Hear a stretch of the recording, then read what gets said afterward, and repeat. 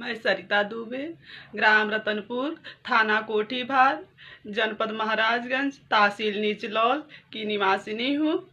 मेरे साथ बहुत बड़ा अन्याय हुआ, अत्याचार हुआ है। आप सब लोग, जितने लोग मेरे वीडियो को देख रहे हैं, सबसे मुझे हाथ जोड़ करके प्रार्थना है कि आप सब लोग मुझे मिल करके मुझे न्याय दिलवाएं। मैं बहुत ही परेशान हो गई हूँ। अब मेरी माँ विधवा है, मेरा भाई पागल है, जो कि मेरे भाई का पागल सर्टिफिकेट यहाँ पर है। आप सब लोग को मैं दिखा रही हूँ कि देख लीजिए आप लोग कि ये मेरे भाई का पागल सर्टिफिकेट है, जो कि बनारस मानसिक हॉस्पिटल में भर्ती था और वहाँ से मुझे मिला है।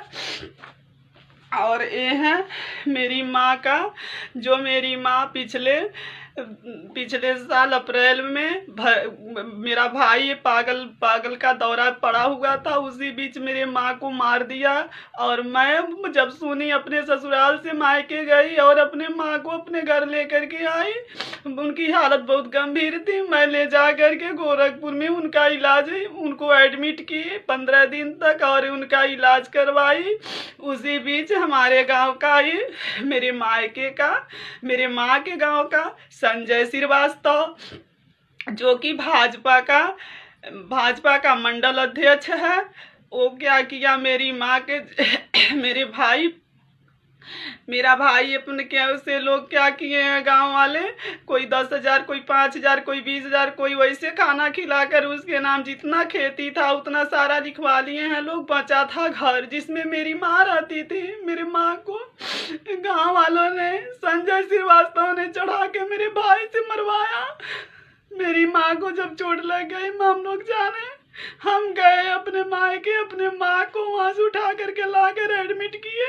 उसी बीच गांव का संजय श्रीवास्तव, जो भाजपा का मंडल अध्यक्ष है, मेरे भाई को 2-4 दिन खाना खिला करके और यही स्टैंप एक बनवा लिया उस मकान का, और रातों रात उस मकान को ध्वस्त कर दिया। उसमें 3 पेड़ शीशम का था, बाउंड्री गेट है, सारा चीज होते हुए उस घर को ढा करके मिट्टी बराबर कर दिया। जब मुझे गांव वालों ने बताया तो मैं माँ को लेकर के गोरखपुर में एडमिट थी। मैं बहुत परेशान थी माँ को लेकर के। मैं तत्काल गांव पे नहीं जा पा रही थी। मैं जब सब गांव पर गई, मैं डीएम साहब के वहाँ गई। डीएम साहब कहे मैं नहीं कुछ कर सकता, तुम इस डीएम साहब के वहाँ जाओ। मैं इस डीएम साहब के वहाँ गई। सांसद पंकज चौधरी, भाजपा का नेता का फोन चला गया, मेरा नहीं सुने, मुझे वहाँ से भगा दिए। मैं सीओ साहब के वहाँ गई, वहाँ भी सांसद जी का फोन चला गया, वहाँ से भी मैं भगा दी गई। मुझे थाना से भी कोई न्याय नहीं मिला। मैं थक हार गई, मुझे कहीं इंसाफ नहीं मिला। मैं जब कोर्ट में, जब हमसे लोग बताए कि जाओ कोर्ट करो, कोर्ट से हो सकता है तुमको इंसाफ मिल जाए, तुम्हारी माँ को तुम्हारा घर वापस मिल जाए। मैं जब कोर्ट में कब्जा दखल की, ये है कब्जा दखल, जो कि मैं कब्जा दखल करने के बावजूद मेरा कोर्ट में केस चल रहा था। मुझे बहुत उम्मीद था कि जब इंसाफ, मैं इतना भाग दौड़ करते हुए मुझे इंसाफ नहीं मिला, तो मेरी माँ को हो सकता है कोर्ट से इंसाफ मिल जाए। लेकिन जब मैं कोर्ट में गई, मेरा तारीख पड़ा था, अभी लॉकडाउन होने को आदेश आ गया। 26 तारीख मार्च में मेरी तारीख थी और उसी बीच लॉकडाउन हो गया। लॉकडाउन का फायदा उठाते हुए और सांसद पंकज चौधरी का सह पा करके मेरे घर पे अब अवैध रूप से फिर से उस पे निर्माण कार्य शुरू कर दिया है। जब मुझे बहुत उम्मीद था कि कोर्ट के सहारे मेरी माँ अपने घर जा सकती है। कौन बेटी के घर रहना पसंद करता है बताइए आप लोग, वो भी एक ब्राह्मण महिला, जो कि 1 साल से अपने बेटी के घर पे यही उम्मीद लेकर के बैठी थी, कोर्ट से न्याय मिलेगा तो मैं अपने घर चली जाऊंगी। उसी बीच फिर कोर्ट से अभी मेरी सुनवाई चलने वाली थी, तब तक वो उसमें निर्माण कार्य शुरू कर दिया। मैं गई डीएम साहब के वहाँ, वो कहे जाओ वहाँ मिलने नहीं दिया गया। डीएम साहब के वहाँ मुझे भगा दिया गया।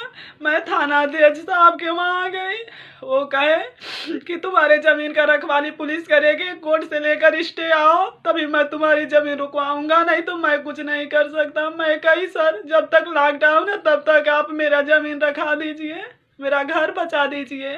कहे मैं मुझसे कुछ नहीं होगा, भगा दिए। मैं अपने भाई को अपनी माँ को लेकर के डीएम के वहाँ गई। मैं कही अगर न्याय नहीं मिला तो मैं यहीं जर खाऊंगी और अपने माँ को भाई को भी दे दूंगी। मैं अब घर नहीं जाऊंगी, मैं ससुराल नहीं जाऊंगी इन लोगों को लेकर के। फिर वहाँ से मुझे किसी तरह बुलाया गया थाने पर, कहे आओ मैं चलूँगा तुम्हारे साथ, तुमको अपनी गाड़ी में बैठाऊंगा, गांव पर लेकर घर पे चलूँगा और तुमको न्याय दिलवाऊंगा। तुम्हारा ज़मीन अगर मट्टी 4 दिन के अंदर डाले होंगे, निर्माण कार्य शुरू किए होंगे तो मैं उनके ऊपर कार्रवाई करूँगा।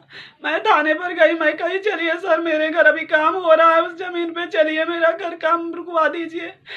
कहें कि चौकी इंचार्ज साहब जा रहे हैं, 2 पुलिस जा रहे हैं, तुम भी जाओ। मैं कहीं मैं कैसे जाऊंगी, मेरे जान माल पे खतरा है। जो इंसान है इस तरह से किया है वो मुझे कहीं मार देगा। आप मुझे किसी तरह ले करके चलिए वहाँ, मुझे दिखा दीजिए, मुझे मैं बताऊंगी ना सबके सामने। तो कहे हमको वहाँ से कहे जैसी मर्जी वैसी जाओ, मैं तुम्हारी जिम्मेदारी लेकर नहीं बैठा हूँ। मुझे वहाँ से फिर कल शाम को मुझे वहाँ से भगा दिया गया। मैं अपने घर चली आई। उसके बाद फिर आज उसी घर में काम हो रहा है। मैं पूछी कि मुझे आप लोग जाएंगे वहाँ क्या करेंगे, कहे मैं जाऊँगा वहाँ वीडियो बनाऊँगा, फ़ोटो खींचूँगा। मैं कहे उस फोटो और वीडियो से क्या होगा, तो कहे कि आगे उसके आगे कोई काम करेगा तो कार्रवाई होगा। तुम्हारे कहने से मैं कार्रवाई करूँगा, मैं देखूँगा, मैं उस हिसाब से कार्रवाई करूँगा। उसके बाद फिर वो काम शुरू कर दिया है। वहाँ पंकज चौधरी सांसद जी के नेतृत्व में सारा काम हो रहा है। भाजपा का मंडल अध्यक्ष है। आप सबसे मेरी हाथ जोड़कर प्रार्थना है, मेरे साथ बहुत अत्याचार हुआ। मैं अपनी माँ को गई थी एक बार पूछने कि क्यों आप मेरे जमीन को कब्जा किए, मेरी माँ कहाँ रहेगी। मेरे ऊपर हरिजन उत्पीड़न लगवा दिया गया। मेरे 2 बहन और हैं, उन लोग के ऊपर भी, मेरे ऊपर, मेरे हस्बैंड के ऊपर भी हरिजन उत्पीड़न का धारा लगवा दिया गया। मैं वहाँ से फिर मैं एक बार और अपने दोनों बहनों के साथ गई, मेरी छोटी बहन के साथ पूरा उसकी इज्जत लूट ली लोग। मैं थाने पर गई, वहाँ मेरी बयान नहीं लिखे। मुझे बहुत बड़ा मेरे साथ अत्याचार हुआ है। मैं इस अत्याचार का अब कतई बर्दाश्त नहीं कर सकती। कृपया आप लोग से हाथ जोड़कर प्रार्थना है, ज़्यादा से ज़्यादा शेयर करें, मुझे इंसाफ दिलवाएं। मेरी माँ एक बेटी के घर न रहते हुए अपने घर को लौट जाए, उसको उसका घर मिल जाए। आप लोग से प्रार्थना है, आप लोग को मैं प्रणाम करती हूँ। आप लोग सारे जितना ज़्यादा शेयर करेंगे उतना ही मुझे लाभ मिलेगा। आप लोग की